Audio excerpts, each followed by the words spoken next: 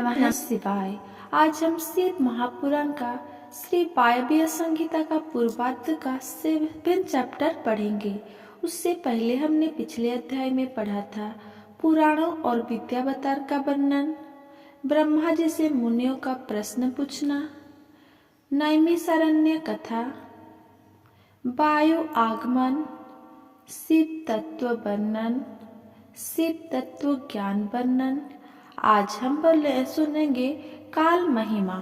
ऋषि बोले, हे देव, इस विश्व की सृष्टि, पालन और संहार रूपी चक्र के निरंतर चलने से ही जीव की उत्पत्ति एवं विनाश होता है। हमें इस काल को अपने अधीन रखने वाले के विषय में बताइए।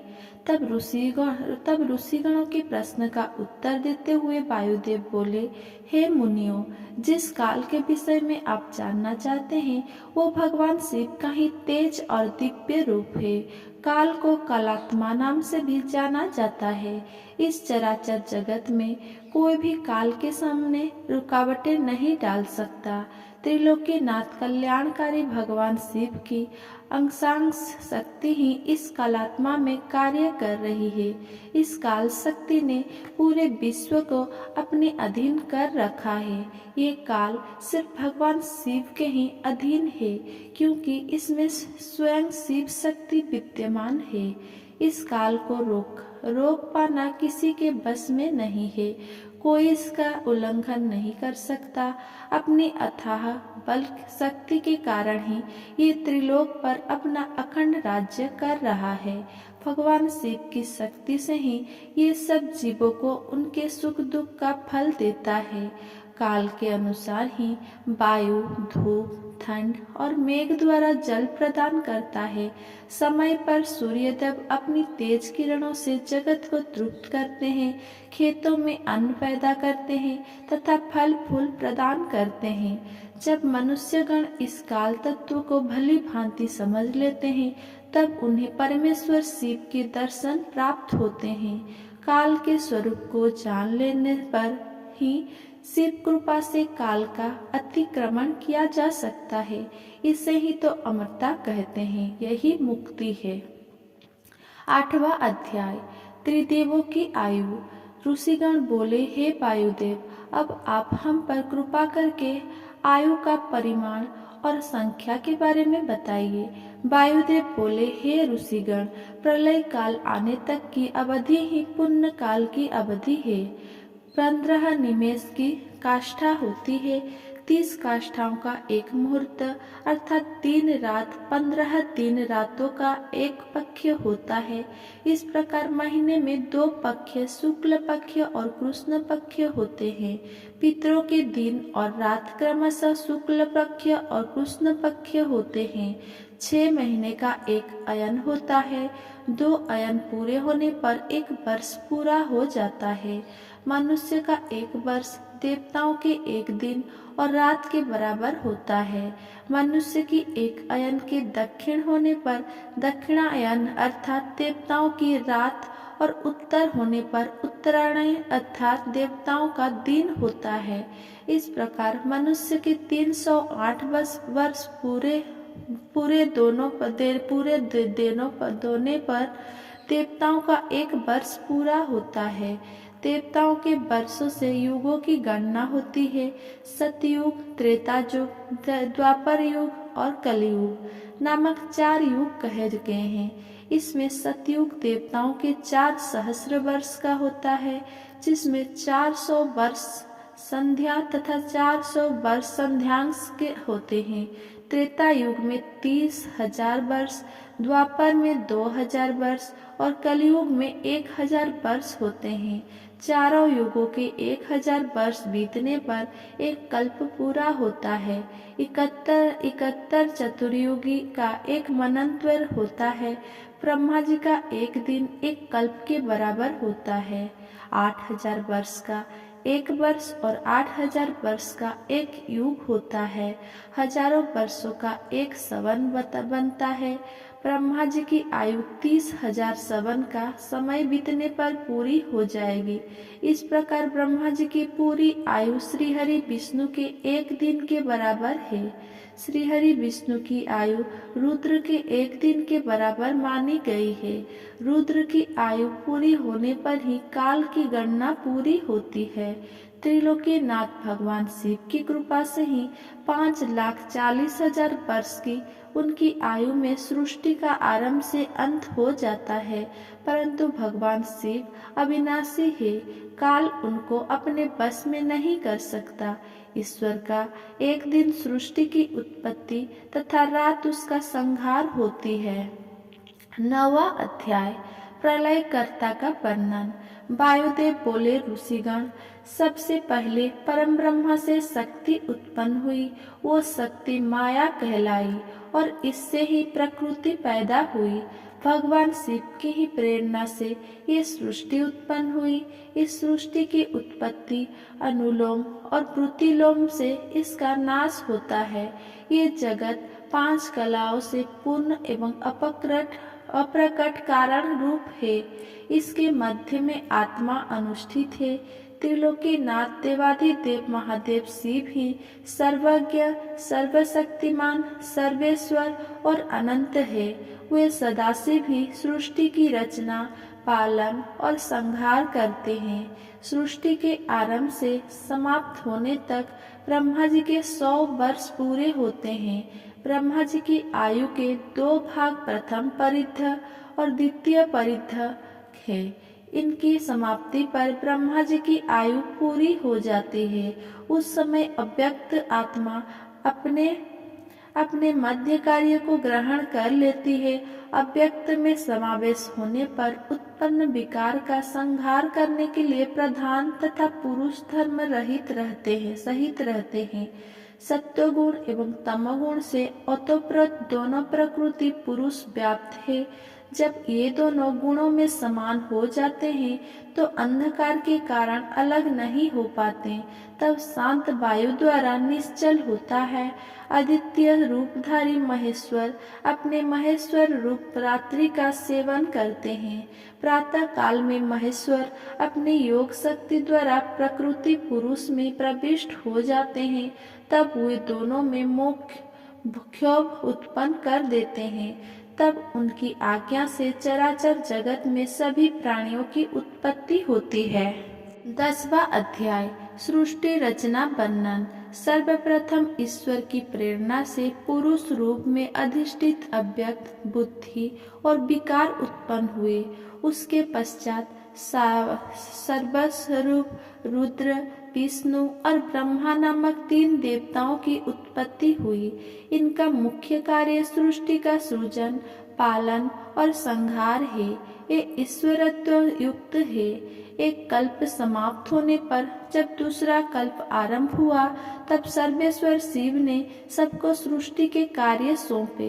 ये तीनों देवता एक दूसरे से पैदा होकर एक दूसरे को धारण करते हैं। ब्रह्मा, विष्णु और रुद्र एक दूसरे का अनुसरण एवं प्रशंसा करते हैं। प्रधान से प्रथम बुद्धि, ख्याति, बुद्धि एवं महत्व पैदा हुए। क्षोभ से 3 प्रकार के अहंकार उत्पन्न हुए। अहंकार से 5 महाभूत तन्मात्रा इंद्रिया पैदा हुई। सत्वगुण से सात्विक तत्व की उत्पत्ति हुई। तमोगुण अहंकार 5 महाभूत पंचतन्मात्रा से उत्पन्न। 11वां मन गुण से 2 प्रकार। सर्वप्रथम ईश्वर की प्रेरणा से पुरुष रूप में अधिष्ठित अव्यक्त बुद्धि और विकार उत्पन्न हुए। उसके पश्चात सर्वरूप रुद्र, विष्णु और ब्रह्मा नामक 3 देवताओं की उत्पत्ति हुई। इनका मुख्य कार्य सृष्टि का सृजन, पालन और संहार है। ये ईश्वरत्व युक्त है। एक कल्प समाप्त होने पर जब दूसरा कल्प आरंभ हुआ तब सर्वेश्वर शिव ने सबको सृष्टि के कार्य सौंपे। ये तीनों देवता एक दूसरे से पैदा होकर एक दूसरे को धारण करते हैं। ब्रह्मा, विष्णु और रुद्र एक दूसरे का अनुसरण एवं प्रशंसा करते हैं। प्रधान से प्रथम बुद्धि, ख्याति, बुद्धि एवं महत्व पैदा हुए। क्षोभ से 3 प्रकार के अहंकार उत्पन्न हुए। अहंकार से 5 महाभूत तमन्ना इंद्रिया पैदा हुई। सत्वगुण से सात्विक तत्व की उत्पत्ति हुई। तमोगुण अहंकार 5 प्रकार के गुण होते हैं। समस्त प्राणियों में आदि भूत होता है। उससे आकाश और आकाश से स्पर्श गुण की उत्पत्ति होती है। स्पर्श गुण से वायु, वायु से रूप गुण, रूप से तेज, तेज से रस गुण, रस से गंध गुण एवं गंध से पृथ्वी की उत्पत्ति होती है। फिर इन 5 महाभूतों से सारा संसार निर्मित होता है। महदधिक से एक विशेष अंड की उत्पत्ति होती है। तब ब्रह्मा उस अंड में वृद्धि पाकर ब्रह्मा नाम से क्षेत्रज्ञ हो जाते हैं। यही सर्वप्रथम शरीरधारी पुरुष है। ये तीनों गुणों को अपने अधीन रखते हैं। इन्हीं 3 गुणों के कारण वे अपने शरीर के 3 विभागों कर देते हैं। सृष्टि कार्य में ब्रह्मा, पालन में विष्णु एवं संहार कार्य में रुद्र कार्य करते हैं। उस विराट नायक का गर्भ बंधन सुमेरु पर्वत से होता है।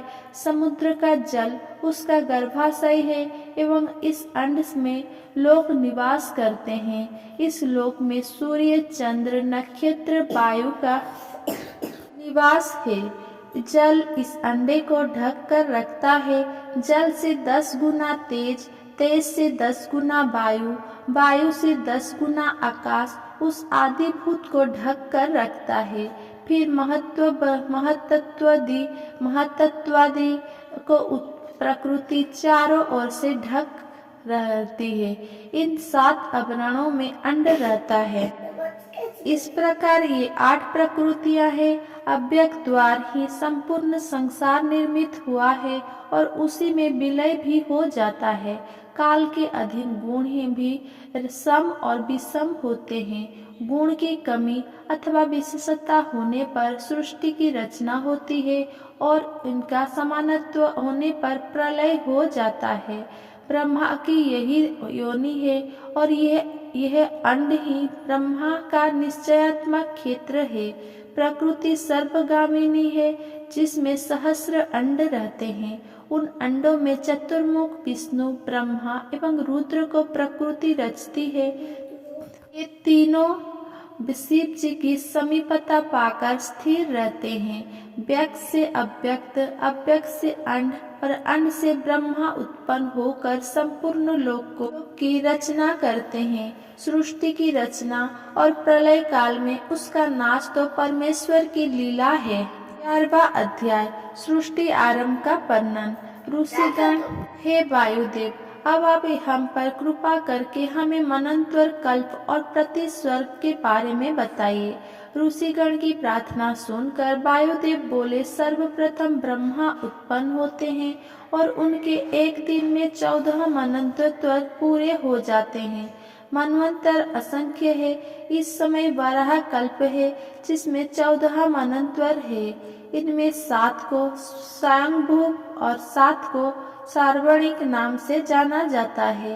प्रथम कल्प की समाप्ति पर बहुत प्रलयकाली भयंकर हवा चली जिसने वृक्षों को उनके स्थानों से उखाड़ फेंका। उस समय तीनों देवताओं के बीच में अग्नि देवता प्रकट हुए।